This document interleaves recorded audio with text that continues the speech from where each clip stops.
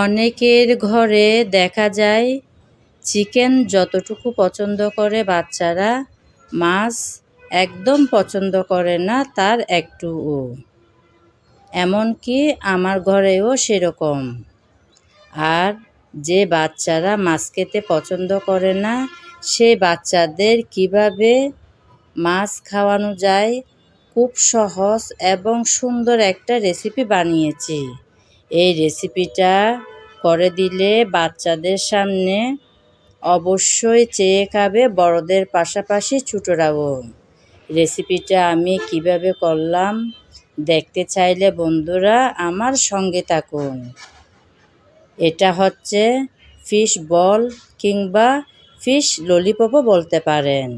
যেভাবে প্রেজেন্ট করলে বাচ্চারা আনন্দ সহকারে খাবে, সেভাবেই বাচ্চাদের সামনে তুলে ধরতে পারবেন।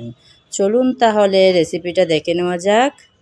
সুন্দর এই মজার রেসিপিটা করার জন্য চুলায় আমি তেল বসিয়ে 3টা মাছের পিস আগে থেকে লবণ হলুদ মেখে রেখেছিলাম, সেগুলো ভেজে নিচ্ছি। গরম তেলে দিয়ে দিলাম 3টা মাছের পিস। অপেক্ষা করব যাতে ভালোভাবে মাছটা ভাজা হয়। আমি উল্টিয়ে পাল্টিয়ে ভালোভাবে ভেজে নিয়েছি। এখন তেল থেকে মাছ তুলে নেব। মাছ ভাজার পর একটা প্লেটে নিয়ে নিলাম। হালকা ঠান্ডা হয়ে আসছে মাছ। এখন কাঁটা থেকে মাছ আলাদা করে নেব। আমার আজকের এই সুন্দর রেসিপিটা যদি আপনাদের ভালো লেগে থাকে, তাহলে আমার চ্যানেলটি সাবস্ক্রাইব করে আমার পাশে থাকবেন। আর যদি ফেসবুক পেজে দেখতে পান, তাহলে পেজটি ফলো করে দেওয়ার অনুরোধ রইল।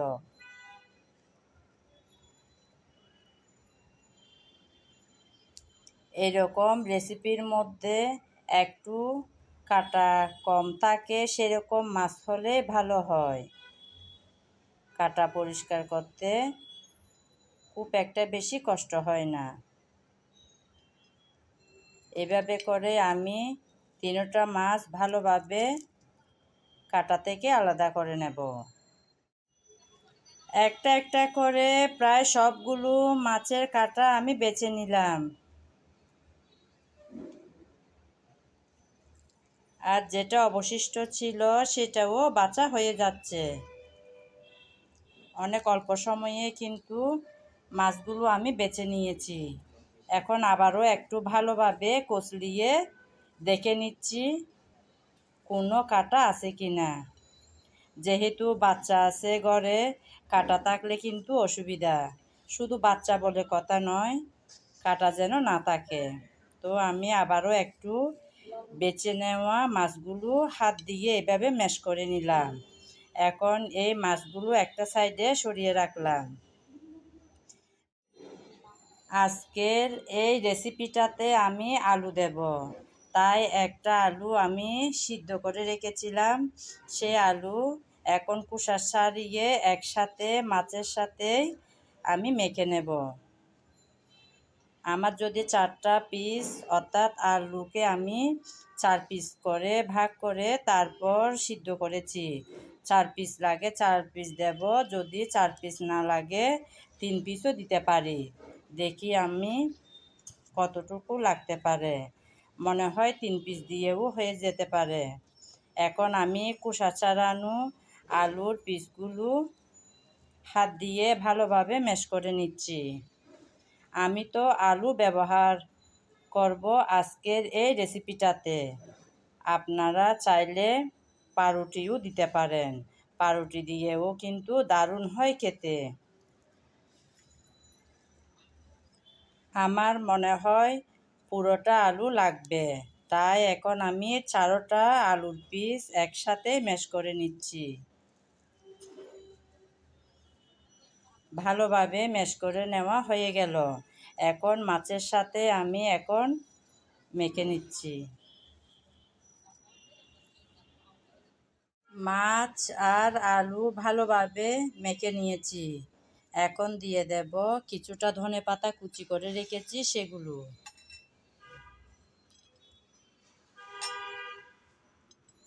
তারপর দেব পেঁয়াজ কুচি, তারপর কিছুটা পরিমাণ কাঁচামরিচ কুচি করে রেখেছি সেগুলো।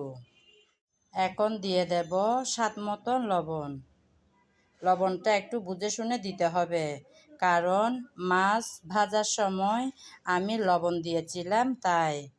তারপর দিচ্ছি মরিচ। ঝালটাও দেখে শুনে দিতে হবে, যে যেমন ঝাল খেতে পছন্দ করেন সেরকম দেবেন। তারপর দিলাম হলুদ, তারপর জিরা, ধনিয়া, গরম মশলা সব একসাথে গুঁড়ো করা পাউডার। এখন দেব আদা বাটা আর রসুন বাটা। আমি আদা আর রসুন একসাথেই বেটে রেখেছিলাম, ওখান থেকে কিছুটা পরিমাণ দিয়ে দিলাম। এখন আবারও সব মশলা একসাথে ভালোভাবে মিশিয়ে নিতে হবে। যারা মাছ খেতে চায় না, অনেক সময় দেখা যায় অনেকের ঘরে বাচ্চারা কিন্তু মাছ খুব একটা পছন্দ করে না, তাদেরকে যদি এভাবে বানিয়ে দেওয়া হয় না, অবশ্যই চেয়ে খাবে এমন মজার এই রেসিপিটা। চাইলে আমার রেসিপিটা ফলো করে একবার হলেও ট্রাই করে দেখতে পারেন বন্ধুরা, অনেক মজার কিন্তু। আমি এখন ভালোভাবে একটু সবগুলো মশলা একসাথে ভালোভাবে মেখে নিচ্ছি। মাখার পর্ব তো শেষ। এখন এখান থেকে আমি ঠিক এতটুকু পরিমাণ নিয়ে, এক মুঠো পরিমাণ নিয়ে এভাবে হাত দিয়ে গোল গোল করে, এই দেখুন বন্ধুরা, এরকম গোল গোল করে বলের মতন করে নিচ্ছি। এভাবে করে সবগুলো আমি বল বানিয়ে তারপর আপনাদের সামনে ফিরে আসব। সবগুলো রেডি হয়ে গেল, এখন চলে যাব পরবর্তী কাজে। এখন আমি একটা বাটি নিলাম, এই বাটির মধ্যে একটা ডিম ভেঙে নেব।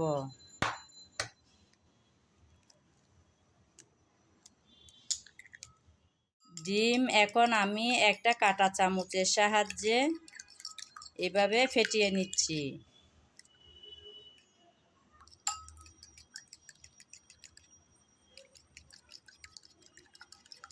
ডিম ভালোভাবে ফেটিয়ে নিয়েছি। এখন আরেকটা প্লেট নিলাম, এই প্লেটে আমি এই যে ব্রেড ক্রাম্ব নেব। আমি এই কোয়ালিটির ব্রেড ক্রাম্বটা ব্যবহার করব।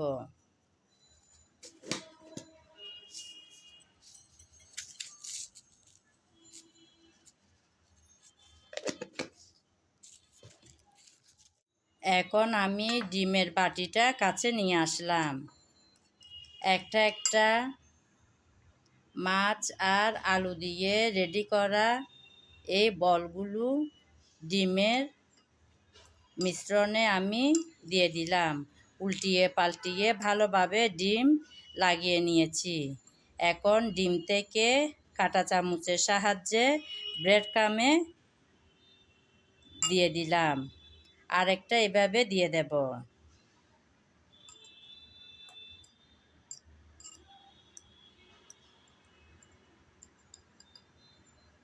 আরেকটা দিলাম। এরকম করে করে সবগুলো বল আমি ডিমের গোলার মধ্যে চুবিয়ে তারপর ব্রেড ক্রাম্বে দিয়ে ভালোভাবে ব্রেড ক্রাম্ব লাগিয়ে নেব।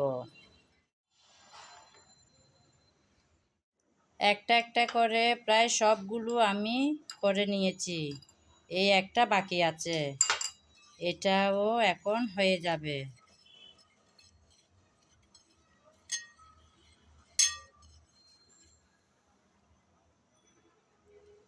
আমি একবার কোট করে নিচ্ছি, আপনারা চাইলে দুইবারও করে নিতে পারেন, আবারও ডিমের গোলায় চুবিয়ে সবগুলো রেডি করে নিয়েছি।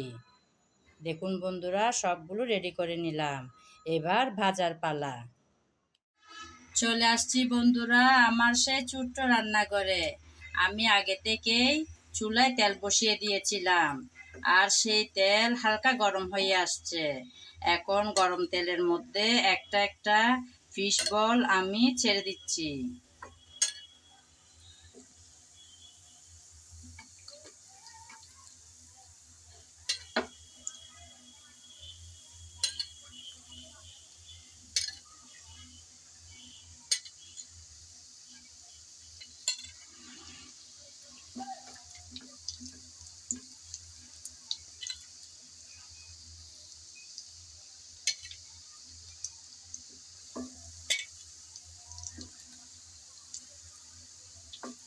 একে একে সবগুলো দিয়ে দিলাম। এখন উল্টিয়ে পাল্টিয়ে ভালোভাবে একটু ভেজে নেব। উল্টিয়ে পাল্টিয়ে গুঁড়িয়ে গুঁড়িয়ে সবগুলো ভেজে নিলাম। দেখলেন তো বন্ধুরা, কত সহজ একটা রেসিপি, একদম কম সময়ে ঘরে থাকা উপকরণ দিয়ে বানিয়ে নেওয়া যায়। বাচ্চারা তো মনে করেন মাছ একদম খেতে চায় না, কিন্তু এভাবে করে দিলে অবশ্যই খাবে বড়দের পাশাপাশি। এখন আমি তেল থেকে সব তুলে নেব। রেডি হয়ে যাওয়া ফিশ বলগুলো আমি একটা একটা করে তেল থেকে তুলে নিচ্ছি। আমি একটা যাত্রীর সাহায্যে তুলে নেব, যাতে সব তেল সহজে ঝরে পড়ে যায়।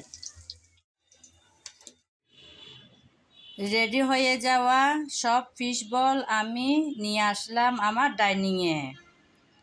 এটা তো একদম রেডি। এটা এভাবেও খাওয়া যায়। এটা এভাবে যদি খাওয়া হয় তাহলে বলা হবে ফিশ বল। দেখুন বন্ধুরা, দেখতে কতই না লোভনীয় হয়েছে। এভাবেও খাওয়া যাবে। আর বাচ্চাদের ইন্টারেস্ট একটু বাড়ানোর জন্য চাইলে আমরা টুথপিক নিয়ে এভাবে দিতে পারি। টুথপিক নিয়ে এভাবে দিয়ে আমরা ললিপপ বানিয়ে দিলে আরও আনন্দ সহকারে আগ্রহ নিয়ে খাবে। দেখুন বন্ধুরা, দেখতে কতই না সুন্দর লাগছে।